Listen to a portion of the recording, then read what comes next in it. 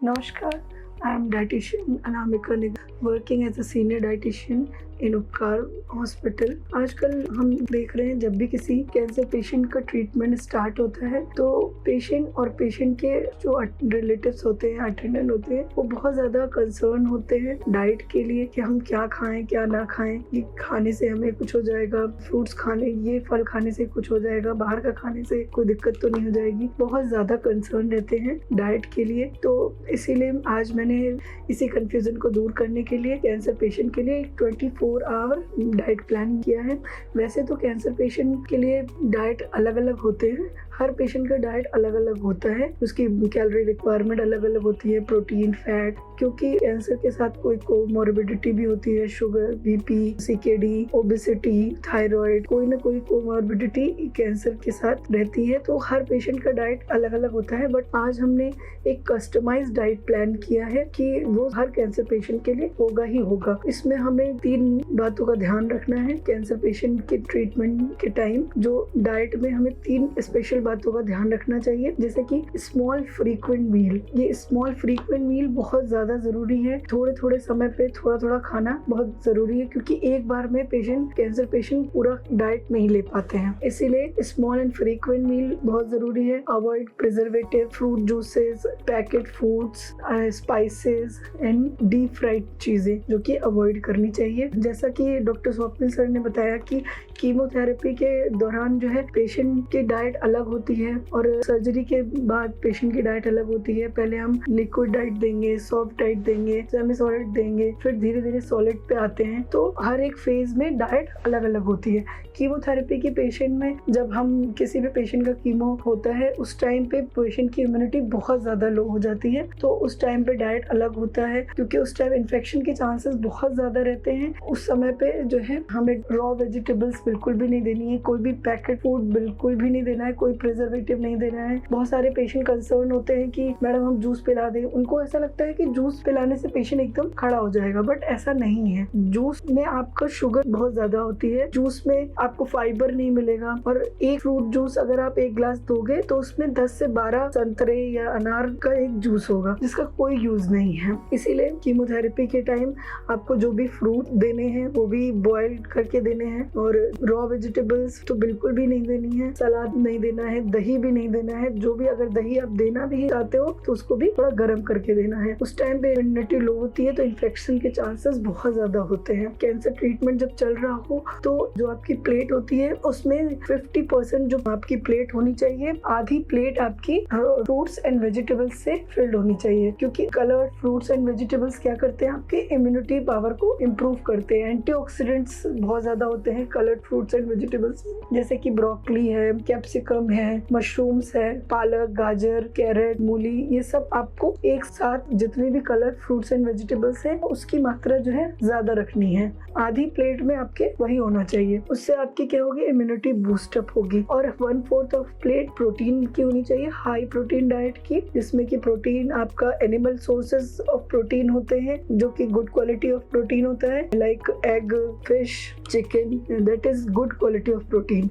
Milk is also animal protein. Milk and milk product, जो भी protein हमें animal से मिलते हैं, that is animal source of protein. इनकी हाई बायोलॉजिकल वैल्यू होती है। ये प्रोटीन जो है जल्दी जाके रिकवरी को फास्ट कर देते हैं आपकी, क्योंकि कैंसर पेशेंट में ट्रीटमेंट के टाइम कैलोरी सबसे ज्यादा चाहिए होती है, हाई कैलोरी फूड चाहिए होते हैं हमें। तो प्रोटीन का क्या काम होता है, रिकवरी को फास्ट करना, आपकी सेल्स को जल्दी जल्दी से बनाना। जितनी भी सेल्स टूटती हैं, बनती हैं, वो सब इससे होता है, प्रोटीन से ही होता है। तो 1/4 पार्ट ऑफ आपका होना चाहिए प्रोटीन का, और एक 1/4 पार्ट आपका होल ग्रेन्स का होना चाहिए, क्योंकि कैंसर ट्रीटमेंट के टाइम पेशेंट को दवाइयों से गैस्ट्राइटिस, कॉन्स्टिपेशन बहुत ज्यादा होता है, तो इसलिए होल ग्रेन्स भी डाइट में एक बड़ा पार्ट होना चाहिए। जैसे मिलेट्स हैं, दालें हैं, मिक्स दालें हैं, आपकी दलिया है, ओट्स है, ये सब भी होना चाहिए। इससे कॉन्स्टिपेशन रिलीफ होगा। फाइबर जितना ज्यादा आपके बॉडी में जाएगा उतना कॉन्स्टिपेशन को रिलीफ करेगा, गैस्ट्राइटिस को कम करेगा। फ्रूट्स में आपको क्या लेना चाहिए, फ्रूट्स की जो लिस्ट है उसमें आपको पपाया लेना चाहिए, पके हुए फल ज्यादा लेने चाहिए, और सीजनल फ्रूट्स की जरूरत है ज्यादा। सीजनल फ्रूट मतलब जो सस्ता मिल रहा है, दैट इज सीजनल। जो जो भी मार्केट में जिस टाइम सस्ता है वही फल खाने चाहिए। कुछ एक्स्ट्रा ये ब्लूबेरीज, कैनबेरीज, इस सब की इतनी जरूरत नहीं है। Just go through the natural diet. जितना आप नेचुरल रहोगे उतना आपके लिए अच्छा होगा। तो आपको केला खाना चाहिए, पपीता खाना चाहिए, सेब अगर आपको खाना है तो उसका छिलका उतार के खाएं। जितने भी सिट्रस फ्रूट्स हैं उसको उस टाइम नहीं लेना चाहिए। संतरा, मौसमी, नींबू, आंवला। स्टाइटिस अगर हो रही है तो ये आपको सिट्रस फ्रूट्स नहीं लेने चाहिए। हालांकि सिट्रस फ्रूट बहुत ज़्यादा इम्यूनिटी पावर को इम्प्रूव करते हैं। अगर आप पेशेंट को गैस्ट्राइटिस नहीं है, गैस का प्रॉब्लम नहीं है, तो आप पेशेंट को मौसमी, संतरा, नींबू ये सब दे सकते हैं। किसी भी पेशेंट को लेटे लेटे अगर बेड सोर भी हो गया तो आपको विटामिन सी ज़्यादा देना है, सिट्रस फ्रूट ज़्यादा देना है। उससे पेशेंट की हीलिंग बहुत अच्छी होगी। जैसा मैंने बताया कि आपको 24 आवर का मैं डाइट प्लान दूंगी, तो उसमें मॉर्निंग में आपको क्या करना है कि एंटीऑक्सीडेंट्स लेने हैं। एंटीऑक्सीडेंट्स में आप क्या ले सकते हो? मॉर्निंग में पेशेंट जब वेकअप करता है तो अर्ली मॉर्निंग उसे हल्दी वाला पानी देना है। कच्ची हल्दी को बॉईल करना है गर्म पानी में, उसको हल्दी वाला वो पानी दे। उसके बाद सोक्ड आलमंड्स, वॉलनट, जितने ड्राई फ्रूट्स होते हैं, डेट्स, काजू थोड़े से, ये सबको ओवरनाइट सोक्ड करके मॉर्निंग में दें पेशेंट को। फिर नाश्ते में आपको फाइबर देना है, लाइक दलिया, वेजिटेबल खिचड़ी, कुक कलर वेजिटेबल्स डाल के खिचड़ी दलिया बना के दे सकते हो आप। फिर मिड डे में स्मॉल फ्रीक्वेंट मील देना है, तो हर 2-2 ढाई घंटे पे पेशेंट को कुछ न कुछ दें। एग दे सकते हो, फिर आप कच्चा पनीर भी दे सकते हो उस टाइम। और मिड मॉर्निंग के टाइम आप कभी कभी शेक भी बना के दे सकते हो। शेक आपका किस चीज का होगा? जैसे गाजर, पालक, ये सब चीजों को आप मिक्सी ग्राइंडर में पीस कर उसमें ड्राई फ्रूट्स भी डालकर आप उसका शेक बनाकर दे सकते हो। ये पेशेंट की इम्यूनिटी को बहुत तेजी से बूस्ट अप करेगा। अगर इस शेक को आप हफ्ते में 3 से 4 बार देंगे तो ये बेस्ट है कैंसर पेशेंट के लिए। उसी में आप अदरक भी डाल दीजिए, कच्ची हल्दी भी डाल दीजिए, थोड़ी सी दालचीनी डाल दीजिए और ड्राई फ्रूट्स डाल दीजिए। थोड़ी थोड़ी सारी वेजिटेबल्स लेके, कलर्ड फ्रूट्स एंड वेजिटेबल्स लेके आप उसको मिक्सी में ग्राइंड कर दें एक साथ और फिर दें पेशेंट को। इसको आप हफ्ते में 2 से 3 बार देंगे तो पेशेंट की रिकवरी फास्ट होने लगेगी। उसके बाद आपको शाम को स्नैक्स में जो उनको पसंद है उससे रिलेटेड आपको न्यूट्रिशन बना के पेशेंट को देना है, ताकि पेशेंट कभी भी डिप्रेशन में ना जाए कि मैं बहुत बीमार हूँ, मैं ये खा नहीं पा रहा हूँ, मैं वो नहीं खा पा रहा हूँ। ऐसा पेशेंट को बिल्कुल भी ना लगे। जो उनको पसंद है उसी के साथ इस न्यूट्रिशन को टेस्टी और हेल्दियर बनाकर देना है। इसी की काउंसलिंग डाइटिशियन करते हैं।